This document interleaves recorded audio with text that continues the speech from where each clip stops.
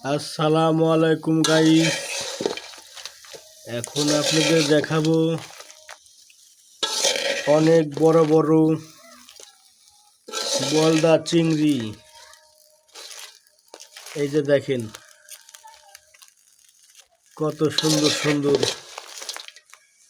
যে রান্না হইলো, এখন আমরা খাবো। এই যে দেখেন, এই যে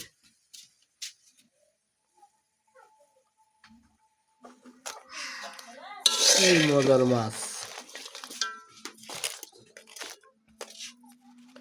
অনেক বড় বড় মাছ। চিনতে পারতেছেন আপনারা?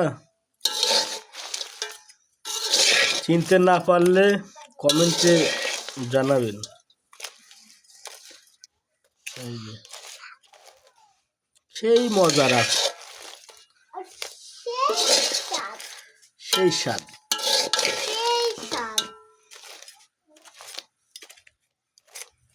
অনেক বড় বড় দেখেন, অনেক বড় বড় এই স্বাদ।